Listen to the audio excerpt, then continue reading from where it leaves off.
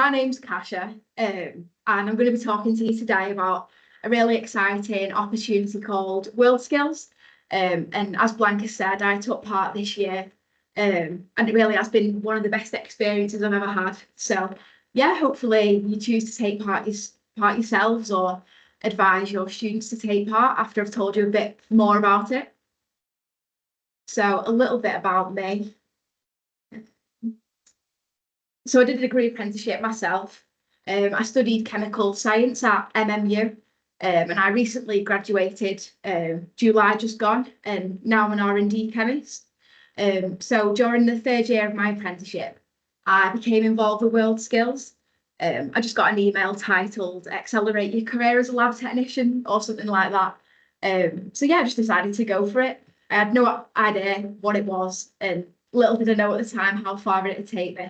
And yeah, I ended up progressing all the way to the final stage. And I was lucky enough to represent chemistry for the UK at the recent international competition in France. So I'll tell you a little bit more about what WorldSkills actually is. So it's a huge charity with over 80 countries participating. And the aim of WorldSkills is to show the importance of having a skilled and educated population.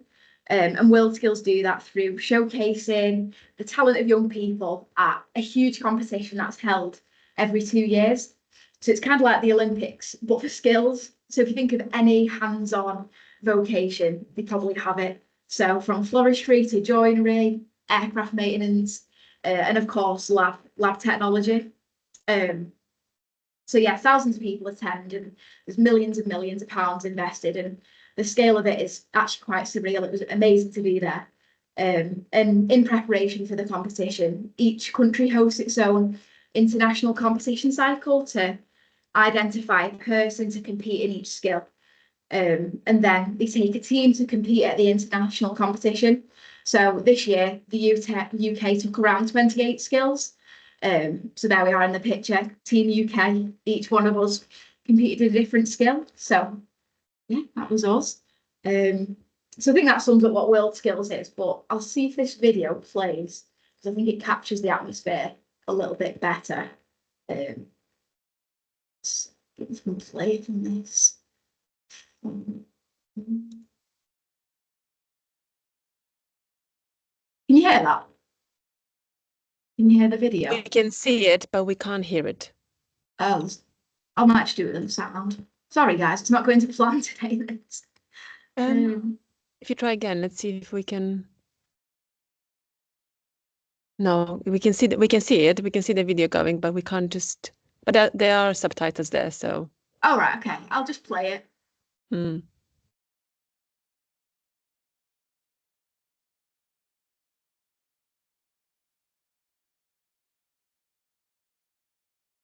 I've got a picture of you doing the same thing in the chemistry one.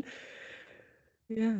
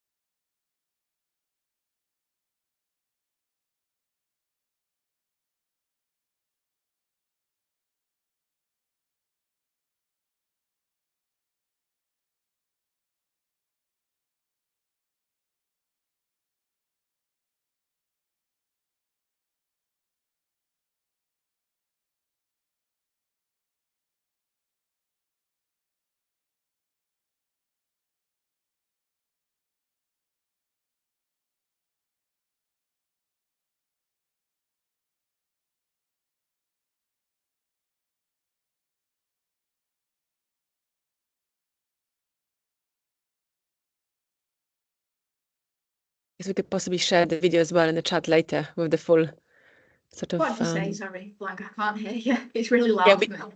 we can probably share the video later in the chat. You know, if somebody wants to watch it Okay. with the full sound on, it's probably more exciting with the sound Yeah, on. it's probably a bit better. Yeah. So yeah, sorry about that, because it's a bit better with the sound. But yeah, just a bit about my journey and how I got involved. So I progressed through the initial stages of WorldSkills UK, and ended up being invited to the national finals in November last year, where I placed second, and was invited to join Squad UK, which is the UK's group of students and apprentices that have been identified that they have the potential to go to the international competition. So then I competed again this April, just gone, and then came first. And then as a result was asked if I'd like to be the person who went to Lyon to represent Chemical Lab for the UK. So yeah, then I was assigned a training manager, Mike, and spent loads of time training with him. Between May and September, perfecting my technique, picking up speed. And yeah, that's been the best part of my experience, to be honest. So Mike's a specialist at the University of Manchester, a chemistry specialist. And I learned so much from him, and my confidence come on so much. I learned new techniques, become more comfortable with my own ability and problem solving. And yeah, we went to France with the rest of the team, but as a pair. So he helped judge and run the competition and supported me whilst I competed. So in terms of examples of the tasks, here's a couple of examples. So it's a bit of a mixture. Some of the ones that I got in Lyon, and some are from national competitions. So the expectation is that you would read and understand the task, risk assess, actually do the experiment, and tidy and write up in an hour. So one thing I'd say is, if you are considering entering the competition, is don't be put off by these. I know they look quite challenging, and there's quite a range of knowledge that you're expected to have there, but I'd just say have a go. Most of the tasks are analytical, but there's a bit of synthetic chemistry there, and yeah, I'd say I'm definitely not analytical, and I could do it. I'm more of a bucket formulation chemist. And yeah, you do get very vague instructions. So even if you've got no idea how to go about a task, still be able to have a go at it. Or even if you're a biologist, it's still very doable, because you just need to have good lab technique. It's not necessarily loads of chemistry knowledge that you need to have. So this is what the process looks like, along with the rough dates. So if you're interested in participating, you need to be looking out on the WorldSkills website around March time. So this looks like a lot of commitment, but honestly, the only time I had to put a lot of effort in was after I was selected for the Team UK. But before that, it wasn't too demanding, and I did it alongside my apprenticeship and preparing for EPA, so it was quite doable. So yeah, the next international competition is in Shanghai, which is exciting. And all expenses are paid for, by the way. It doesn't cost a penny of your own money to do this. It's available to people from all backgrounds. So yeah, a little bit about me after WorldSkills. Since the experience, I do feel like my career has really taken off in some ways. It's really shown me what I'm capable of, and really that I'm better than what I thought I was. I've had some fantastic opportunities and spoken at some amazing events. So, for example, we got to attend the Houses of Parliament for the Welcome Home ceremony. And I've also been able to meet and network with some amazing people. So I met Tim Peake actually at a recent event that I spoke at. And I was also approached by my local MP, and she discussed with me if I'd want to take on a role as STEM ambassador for Warrington, my local area. So yeah, so I'm even staying involved with WorldSkills, and maybe we'll even be training as a judge in the future, which is exciting. And a lot of this work is actually paid, so it does really fit in quite nice with my career. It means that I can do it as part of my job rather than just a hobby, because I do enjoy my outreach work. So yeah, it's been great. Really recommend it. And that's everything pretty much. If anyone's got any questions, or if you want to reach out to me via email or on LinkedIn, I'm happy to help and advise. So yeah, that's all from me. Thank you so much, Kasia, for an amazing presentation. You are really like a superhero of Skill 52. So I'm sure you're going to have lots of invitations. Do we have any questions to Kasia? Obviously, it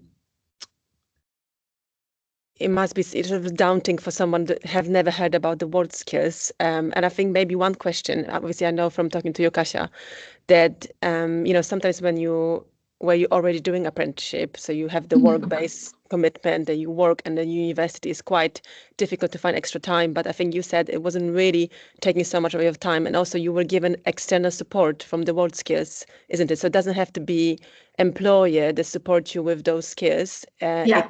It's a person who comes from the WorldSkills to support. So it's really something for employer to take on, that you don't have to worry about being that person. There's a dedicated team of WorldSkills tutors to really help you with building up this training. And it turns out for you that your mentor was quite close, wasn't it? Yeah, that was just lucky. That was pure luck, to be honest. Yes. Because the way it works, each skill has an industry specialist that is assigned to that skill, and then whichever student or apprentice is taken on, they would work as a team with them. And I was just lucky that I actually work in Manchester, and my mentor was from Manchester. So yeah, that's right. It doesn't need to be, the employer actually doesn't need to get involved. So it's not really too much of a commitment. Which is very important, because we obviously have for South East as well in London. There's lots of WorldSkills tutor as well, able to help you that. So I think it's not a barrier, isn't it? When no, definitely not. There was actually some apprentices that were based in Ireland, and they travelled over, and all travel costs are paid for by WorldSkills. So it really doesn't cost the apprentice or the employer anything. The only thing the employer has to do is approve the time off, but WorldSkills can even reimburse the costs, the day rate for that person. So yeah, it doesn't cost anything. It's great from that perspective. And for your career development has been an absolute amazing journey to have, isn't it? Yeah, opened lots of doors. No, definitely. Thank you. No, it's been great. Really amazing. In terms of the limitation, I think the age is probably the only one we have to be aware, isn't it? Yeah, so actually for the national competitions, there is no age limit. So I'd still recommend getting involved, because the national competition cycle itself was absolutely fantastic, and really quite prestigious to put on your CV, and to have that experience. But for the international competition, the maximum age is 22 at the time of competing. So yeah, there is a bit of a limitation there, unfortunately, but I wouldn't let it hold anyone back. I'd still enter and do the national cycle, because that was fantastic as well. And you were at the end of your apprenticeship, really, when you enter. So it's just, again, it's not a barrier when you're towards the end, or you've just done your EPA, you can still enter. No, exactly. Yeah. Which is important. Do we have any questions to Kasia? I think she's going to be very busy with the WorldSkills and doing all the all the future talks. So if you have any question, take this opportunity that Kasia is here. Any questions? I think yes, perfect. Right. Again, just very quickly, Kasia, because this would be something really, really useful for, I teach 16 to 18, 19. So that'd be really useful to get our students, or some of our students, engaged in it. So if we can have your LinkedIn, and then I'll reach you through LinkedIn. Yeah, of course. Yeah. You can drop me a message. Yeah, that's fine. I do work quite closely with colleges, in collaboration with WorldSkills, arranging talks, and getting tutors trained up for what judges are actually looking for. So yeah, just drop me a message. I'm happy to work with you on that. Thank you. Fine. Okay, thank you. Perfect.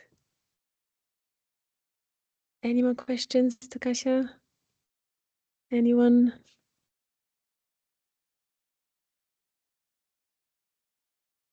No? I think that, I think you mentioned it as well, because we were talking about this, that biology, if you're doing something more in the biology sort of department, it's not a problem as well, even though the skill is laboratory skill, chemical laboratory skill, it doesn't really mean that only chemists are able to apply. So that's another thing that just to bear in mind, is not a limitation. So if we don't have any questions, if you maybe have some question in the chats, please put it to Kasia. But if not, we thank you so much for joining us today and finding time to do it and to really talk about the opportunity WorldSkills brings to everyone that's doing their apprenticeship as well. Thank you for having me. Thank you so much. Lovely to see you again. Thank you. Thank you.